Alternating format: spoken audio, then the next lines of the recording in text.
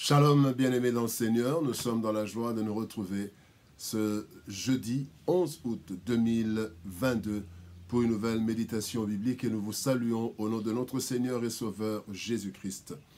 Nous allons lire un texte dans la première lettre de Paul aux Corinthiens, chapitre 12, versets 25 à 27. 1 Corinthiens, chapitre 12, 25 à 27, voici ce que les Écritures déclarent.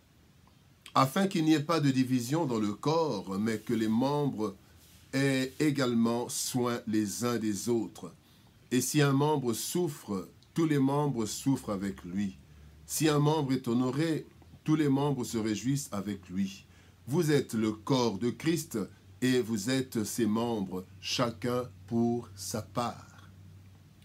Le corps de Christ, tel est le thème de notre méditation de ce jeudi 11 août 2022. Nous disons souvent, bien-aimés, l'union fait la force. Et cela est une vérité incontestable.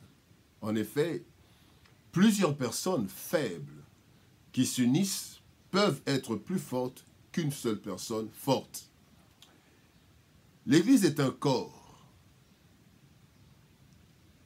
Pour qu'elle soit forte, elle doit être unie. La force du corps vient du fonctionnement harmonieux de tous les membres qui sont unis et reliés entre eux. Voilà pourquoi Christ demande au Père l'unité des chrétiens. Nous lisons dans Jean chapitre 17, verset 21, il dit « Afin que tous soient un, comme toi, Père, tu es en moi et comme je suis en toi, afin qu'eux aussi soient un en nous, pour que le monde croie que tu m'as envoyé. » Le texte du jour nous présente trois éléments importants qui peuvent solidifier l'unité de l'Église, corps de Christ. Voyons ces éléments. D'abord, il y a l'entraide mutuelle. Il est dit, afin qu'il n'y ait pas de division dans le corps, mais que les membres aient également soin les uns des autres. Entraide mutuelle. Dans Actes des Apôtres, chapitre 4, versets 34 à 36, il est dit, « Car il n'y avait parmi eux aucun indigent. Tous ceux qui possédaient des champs ou des maisons les vendaient, apportaient le prix de ceux qu'ils avaient vendus et le déposaient aux pieds des apôtres, et l'on faisait des distributions à chacun selon qu'il en avait besoin. » Bien-aimés, nous ne sommes pas tous les mêmes. Nous avons des niveaux différents, nous sommes de classes différentes dans l'Église. Il y a diverses classes sociales, il y a différents niveaux financiers, de revenus. Il y a aussi diverses cultures, etc. Alors cependant, personne ne peut vivre sans l'autre. Personne. Il n'y a que Dieu qui se suffit à lui-même. Nous devons donc nous entraider mutuellement, car la roue tourne. J'aide aujourd'hui et demain, c'est moi qui aurai besoin d'aide. Pour une bonne entraide mutuelle, bien-aimés, il faut d'abord de l'humilité. Dans l'entraide, il faut l'humilité. L'humilité pour accepter d'être aidé. Il y a des personnes qui n'acceptent pas d'être aidées par orgueil. Et donc, pour l'entraide, il faut d'abord d'un côté l'humilité, mais de l'autre côté, il faut de l'amour pour parvenir à aider les autres. Pour aider les autres, c'est de l'amour. Donc, l'entraide mutuelle exige l'humilité et l'amour. Et cela, bien aimé, consolide l'unité de l'Église. Le deuxième élément qui fortifie, qui solidifie l'unité de l'Église, c'est la solidarité du groupe. Il est dit, et si un membre souffre, tous les membres souffrent avec lui. Si un membre est honoré, tous les membres se réjouissent avec lui. Dans Romains chapitre 12, verset 15, il est dit, réjouissez-vous avec ceux qui se réjouissent et pleurez avec ceux qui pleurent. Et dans Actes des Apôtres, chapitre 4, verset 32, la Bible dit, la multitude de ceux qui avaient cru n'était qu'un cœur, qu'une âme. La solidarité. La solidarité est indispensable pour la solidité du corps de Christ. En effet, bien-aimés, il y a des situations diverses que les membres traversent, situations de joie et situations de peine. Nous devons avoir la capacité de nous réjouir avec ceux qui se réjouissent et celle de souffrir avec ceux qui souffrent. Mais parfois, bien-aimés, et il y en a même parfois dans le corps de Christ, malheureusement, il y en a qui sont incapables de supporter ou de se réjouir avec ceux qui se réjouissent. Généralement, on pleure avec ceux qui pleurent. Mais se réjouir avec ceux qui se réjouissent, il y a la jalousie, il y a des prétentions, des malentendus, sous-entendus, des choses sous-entendues, il y a plusieurs choses qui font que parfois on n'est pas dans la joie quand l'autre est dans la joie. Et même d'autres aussi, malheureusement, quand certains pleurent, eux, ils sont dans la joie. En réalité, bien-aimés, pleurer avec ceux qui pleurent, se réjouir avec ceux qui se réjouissent, démontre l'unité du corps. En réalité, lorsque nous disons que nous sommes malades, bien-aimés, cela veut dire qu'un membre du corps est malade. Ce n'est pas tout le corps en réalité. C'est un membre du corps, mais c'est tout le corps qui est concerné. Quand une dent est malade, eh bien c'est tout le corps qui est concerné. Et il faut de la solidarité. Nous remportons des victoires ensemble, mais quand aussi nous les perdons ensemble.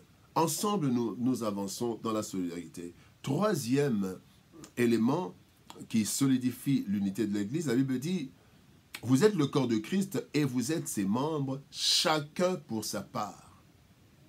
À chacun son rôle. 1 Corinthiens chapitre 12, verset 17 dit, si tout le corps était œil, où serait l'ouïe? S'il était tout ouïe, où serait l'odorat? Bien-aimés dans le Seigneur, chacun doit jouer son rôle.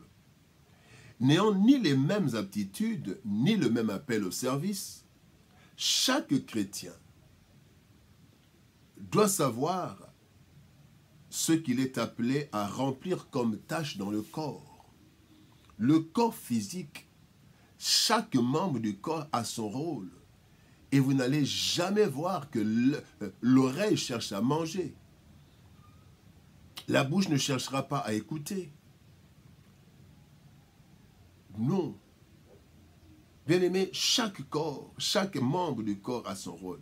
Vouloir tout faire, bien-aimé, conduira à ne rien faire de concret.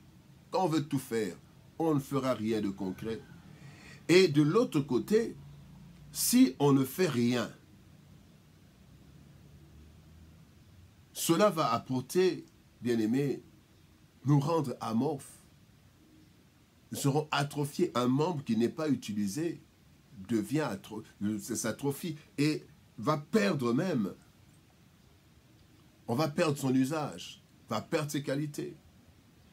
Bien-aimé, et quand on ne fait rien, quand on ne veut pas jouer son rôle, bien-aimé, on donnera aux autres plus de charges qu'il ne faut. Ainsi, le corps aura un dérèglement fatal parce que, avec le temps, celui qui fait ce qu'il ne devrait pas faire ne le fera pas bien. Et celui qui ne fait pas ce qu'il devait faire laisse la charge aux autres qui ne sont pas assez habilités. Qui ne sont pas habilités. Nous voyons des personnes, malheureusement, qui n'ont pas de bras, mais qui ont écrit avec les pieds. Oui, c'est parce que les bras ne sont pas. Mais quand le bras est là et que vous voulez écrire avec votre pied, bien aimé, vous ne ferez pas bien le travail. Si chacun joue son rôle dans l'unité, nous serons tous bénis. Et l'Église, corps de Christ, prospérera. Et c'est ce que Dieu veut. Le corps de Christ. Bien-aimé dans le Seigneur, l'Église est présentée comme le corps de Christ. De ce fait, les chrétiens sont les membres et doivent se comporter comme les membres d'un même corps. Un corps dépiécé ne peut pas vivre. Tout comme une Église désunie court à sa perte. Christ a prié pour l'unité des chrétiens et nous devons travailler pour cela. Nous devons nous entraider mutuellement, vivre solidairement dans toutes les situations et chacun doit faire sa part en vue du bien de tout le corps. Bien-aimés dans